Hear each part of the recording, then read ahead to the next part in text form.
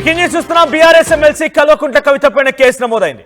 తీన్మార్ మల్లన్న ఫిర్యాదుతో కేసు నమోదు చేసినట్టు తెలుస్తోంది. కవిత పైన 191(2), 191(3), 333, 109, 324(4), 351(3), 132 red with 190 red with 49 BNS సెక్షన్ల కింద కేసు నమోదైన వివిధ సెక్షన్లలో నమోదు చేస్తూ కవిత పైన మేడిపల్లి పోలీసులు కేసు నమోదు చేశారు.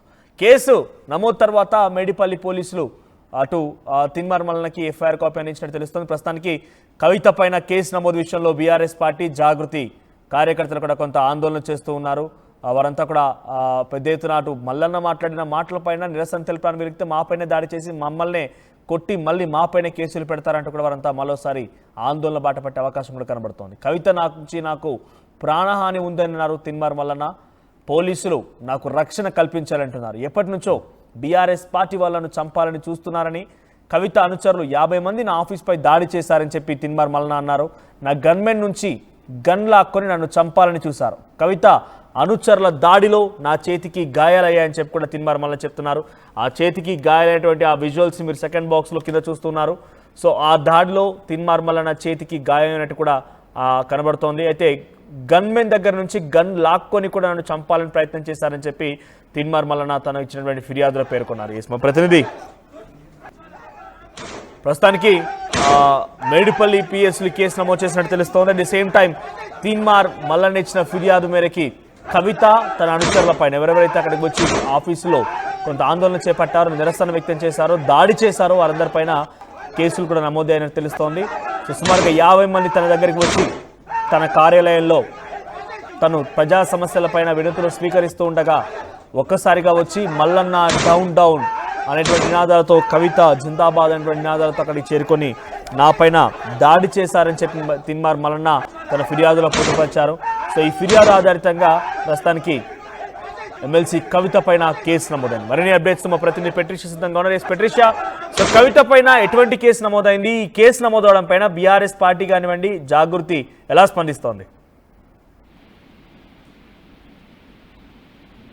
తీన్మార్ మల్లన్న ఆఫీస్ పైన కూడా జాగృతి కార్యకర్తలు దాడి చేశారు, అసభ్యంగా మాట్లాడారు, డెరోగేటరీ కమెంట్స్ యూజ్ చేశాడంటూ కవిత పైన జాగృతి వాళ్ళు మాత్రము పూర్తిగా కూడా అక్కడ ఉన్న గ్లాసెస్ ఇవన్నీ కూడా దగ్ధం చేస్తారు, సెక్యూరిటీ గార్డ్స్ ని కొట్టడం ఇదంతా కూడా జరిగింది. ఇరు వర్గాల నుంచి కూడా కంప్లైంట్ చేసుకున్నారు.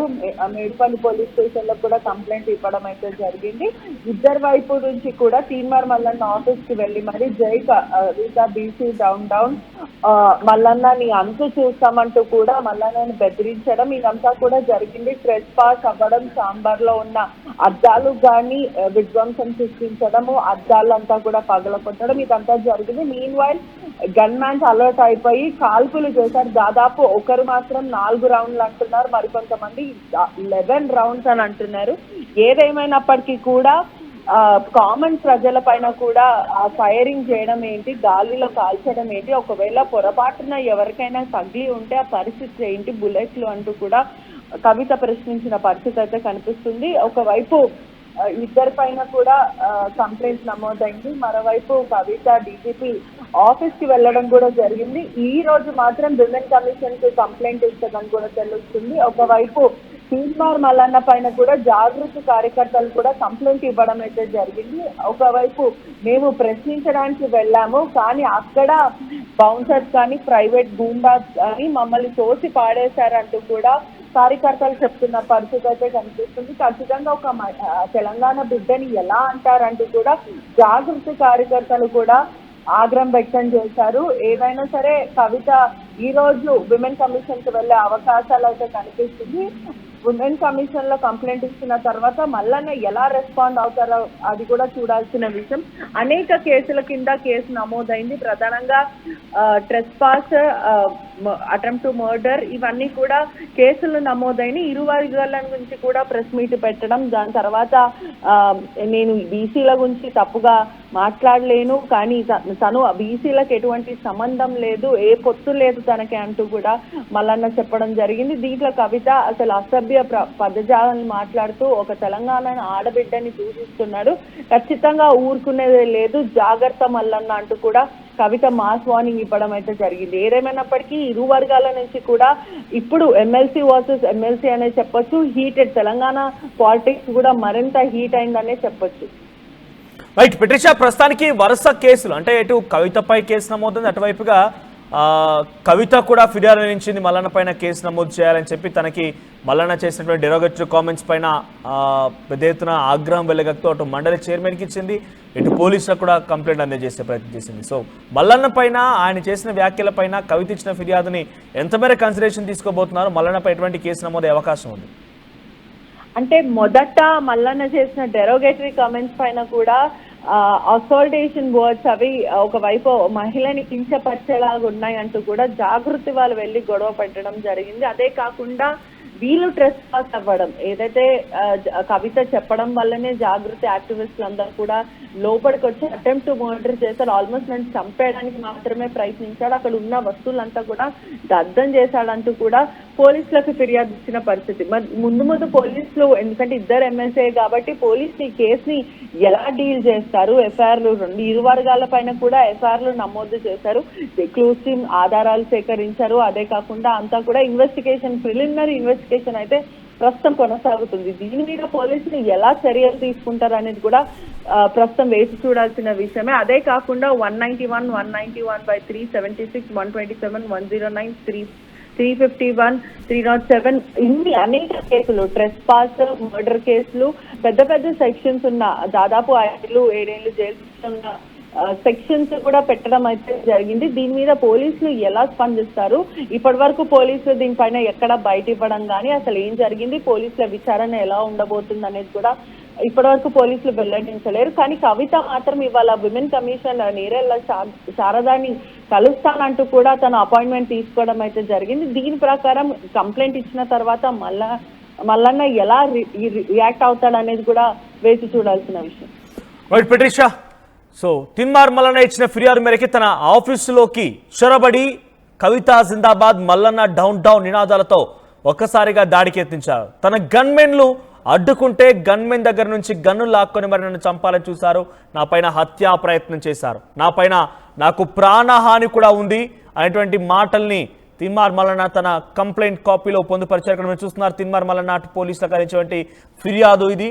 సో నాకు ప్రాణహాని ఉందనేటువంటి మాటలు మనం చూస్తున్నాం. డిసెంట్ టైం తుపాకీని బలవంతంగా లాక్కొని చంపడానికి ప్రయత్నించారు అనేటువంటి ఒక వ్యాఖ్య కూడా మనం చూస్తున్నాం. అంటే ఎమ్మెల్సీ కవితతో పాటుగా తన అనుచరులు తన పైన కుట్రకు చేశారు, తన ప్రాణాలు తీయడానికి ప్రయత్నం చేస్తున్నారు. బీఆర్ఎస్ పార్టీ కూడా కొన్ని రోజుల్లో తనకి దాడి చేయాలని చూస్తోంది. బీఆర్ఎస్ పార్టీ నుంచి తనకు ప్రాణహాని ఉందంటుగా ఆయన ఆ కంప్లైంట్ కాపీలో పొందుపరిచారు. సో కవిత అనుచర దాడిలోనే తన చేతికి గాయాలంటూ కూడా తను చెప్తున్నారు. మీరు చూస్తున్నారు ఆర్టీవీ స్క్రీన్ పైన ఎక్స్క్లూజివ్గా ఎఫ్ఐఆర్ కాపీని, కవిత పైన నమోదైనటువంటి ఎఫ్ఐఆర్ కాపీ ఇదే. సో కంప్లైనెంట్ మీరు చూస్తున్నారు శ్రీ తిన్మార్ మల్లన్న అలియాస్ చింతపండు Naveen Kumar. So Kalvakuntla Kavitha and his followers పైన కేసు నమోదైంది. పలు సెక్షన్ల కింద కేసు నమోదు చేశారు. కవిత అనుచరులు 50 మందిని ఆఫీస్పై దాడి చేసి నన్ను చంపాలనేటువంటి కుట్ర చేశారు. ఎప్పటి నుంచో బీఆర్ఎస్ పార్టీ నన్ను చంపాలని చూస్తోంది. సో పోలీసులు నాకు రక్షణ కల్పించాలి, ఒక ఎమ్మెల్సీగా ఉంటూ నాకే రక్షణ లేకపోతే ఎలా, నాకే ప్రాణహాని ఉందని చెప్తే ఎలా అంటూ కూడా ఆయన కంప్లైంట్లో పొందుపరిచారు. సో ప్రస్తుతానికి మేడిపల్లి పోలీసులు ఈ కేసు నమోదు చేసినట్టు తెలుస్తోంది. సో మరి కవితపై ఎటువంటి యాక్షన్ ఉంటుందో చూడాలి. కవిత ఫాలోవర్స్ ఎవరైతే అక్కడికి వచ్చారో మరి వారిని ఎలా గుర్తిస్తారు, వారిపై ఎటువంటి శిక్షలు ఉండబోతున్నాయి, వారిని అరెస్ట్ చేస్తారా, ఎలా ఉంటుందో చూడాలి. ఇటువైపు ఎమ్మెల్సీ కవిత కూడా ఈరోజు మహిళా కమిషన్ ఆశ్రయించే అవకాశం కనబడుతుంది. ఆల్రెడీ గుత్తా సుఖేందర్ రెడ్డి మండలి చైర్మన్ని కలిశారు. ఆ తర్వాత ఒక పోలీస్ అధికారి కలిసి కూడా తన యొక్క ఫిర్యాదును అందించారు. మల్లన్న చేసిన డెరోగేటరీ కామెంట్స్ పైన తనకు ఇబ్బంది కలిగిందనే రకంగా అటు సుఖేందర్ రెడ్డిని కూడా కలిసి ఎమ్మెల్సీగా ఉంటూ ఆయన ఈ రకంగా వ్యాఖ్యానించడం సరికాదని చెప్పి ఎమ్మెల్సీ పైన కూడా మీరు చర్యలు తీసుకోవాలని చెప్పి క్రమశిక్షణ కమిటీ ఆర్ధంలోకి తీసుకొని చర్యలు తీసుకోవాలని చెప్పి తను ఫిర్యాదు అందించడంతో పాటుగా అటు పోలీసులు కూడా ఫిర్యాదు చేశారు. ఈరోజు మహిళా కమిషన్ ఆశ్రయించే అవకాశం ఉంది. మహిళా కమిషనర్ కలిసి ఒక మహిళ పైన ఈ కంచం పొత్త మంచం పొత్త అనే రకంగా మాట్లాడిన వ్యాఖ్యల పైన చాలా సీరియస్గా చింతపండు నవీన్ పైన యాక్షన్ తీసుకోవాలని చెప్పి తను డిమాండ్ చేసే అవకాశం కనబడుతోంది. చూద్దాం ఈరోజు బిగ్గెస్ట్ హ్యాపెనింగ్ ఉండే అవకాశం ఉంది. సో ఈరోజు తెలంగాణ రాష్ట్ర రాజకీయాల్లో మరింతగా వేడెక్కే అవకాశం కనబడుతుంది. మల్లన్నేమో బీసీలందరినీ ఏకం చేసే ప్రయత్నం చేస్తున్నారు. మల్లన్నపై దాడిని బీసీలపై దాడిగా ఆయన అభివర్ణిస్తూ ఉన్నారు. బీసీలంతా ఏకం కావాలనేటువంటి మాటలు ఆయన మాట్లాడుతూ ఉన్నారు. మరోవైపుగా ఇటువంటి వ్యాఖ్యలు చేస్తూనే ఆయన ముందుకు వెళ్తూ ఉన్నారు. మరోవైపుగా అలా చేస్తూనే నేను చెప్పిన మాట ఒకటి, వాళ్ళకి అర్థమైన రీతి ఒకటి. వాళ్ళకి అర్థమైతే నేనేం చేయలేను. నేను కంచం పొత్తా మంచం పొత్తా అన్నదానికి కంచం అంటే బంతి భోజనంలో మాతో పొత్తులో ఉన్నారా, లేదంటే మంచం పొత్తులో అంటే మాతో ఏమైనా పిల్లనివ్వడం లాంటిది కానివ్వండి, చేసుకోవడం లాంటిది కానీ వివాహాలు జరిగాయా, వియంకుడి తత్వం ఏమైనా ఉందా అనే రకంగా ఆయన మాట్లాడుతున్నారు. నాకు మాత్రం నా అర్థమైన రీతిలో ఈ రకంగా నేను చెప్పాను, కానీ వాళ్ళకి అర్థమైతే నేను చేయలేను, మీడియా వాళ్ళందరూ కూడా చెప్తున్నట్టుగా ఆయన ఒక మీడియా సంస్థతో మాట్లాడుతూ ఈ వ్యాఖ్యలు చేశారు. సో ప్రస్తుతం మల్లన్న పైన అటు కవిత ఫిర్యాదు చేసింది, కవిత కూడా మల్లన్న పైన ఫిర్యాదు చేసింది, తర్వాత మల్లన్న కూడా కవితపై ఫిర్యాదు చేశాడు. సో ప్రస్తుతానికి కవిత అనుచరులపైన కేసులు నమోదయ్యాయి. మరి మల్లన్నపై ఎటువంటి యాక్షన్ ఉంటుందో చూడాలి.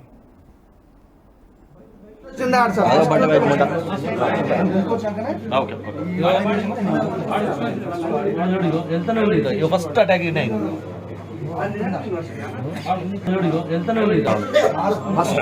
ఒకసారి వారు ఆ ఫిర్యాదు తర్వాత, వరుస ఫిర్యాదు తర్వాత మల్లన్న అండ్ కవిత ఏం మాట్లాడారో చూద్దాం. వారిద్దరి మధ్య ఎటువంటి చర్చలు జరుగుతున్నాయి, ఎటువంటి సవాలు జరుగుతున్నాయో మీరు కూడా చూడండి. మీ సపోర్ట్ ఎవరికి కామెంట్ చేయండి. అట్ ది సేమ్ టైం ఈ వ్యాఖ్యలున్న తర్వాత నిజంగానే మల్లన్న మహిళల్ని దూషించే విధంగా మాట్లాడుకొచ్చాడా, ఆ వ్యాఖ్యలు నిజంగా మహిళల్ని ఉద్దేశించే విధంగా ఉన్నాయా, మీ అభిప్రాయాన్ని కామెంట్ చేయండి.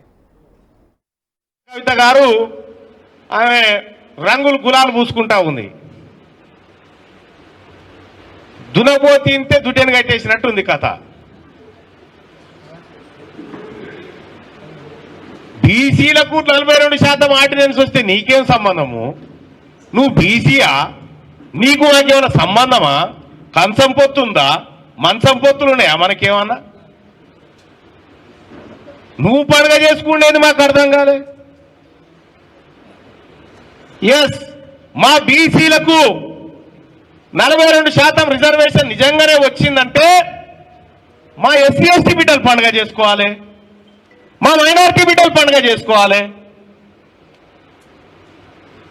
78 ఏళ్ల సంధి మమ్మల్ని తొక్కి చిత్రహింసలకు గురి చేసి అసలు మీకు కూడా లేదురా ఈ భూమి మీద నిలబెట్టినటువంటి మీ జాతి పండుగ చేసుకునేది మాకు అర్థం కాలేదు. అది చూసిన వాళ్ళ నవ్వుతా ఉన్నారు, ఈమెకేం సంబంధం రా ఎగురుతా ఉందని చెప్పి. సరే, ఆమె కథ అట్లుంటే, ఆడబిడ్డ కదా, ఓ సంస్థ నడుపుతుంది కదా, ఆమెను ఏదన్నా ఎవరుంటారు వెనక అనుకున్నారేమో. నా వెనక లక్షలాది మంది తెలంగాణ ఆడబిడ్డలు ఉన్నారు, నా వెనక లక్షలాది మంది తెలంగాణ అన్నదమ్ములు ఉన్నారు. నేను మామూలు ఆడబిడ్డను కాదు చెప్తున్నా. అగ్గి రవ్వనై రగులుతా ఎక్కువ తక్కువ వేస్తే. తీన్మార్ మల్లన్న గారు జాగ్రత్త, నేను చెప్తున్నా, జాగ్రత్తగా ఉండండి.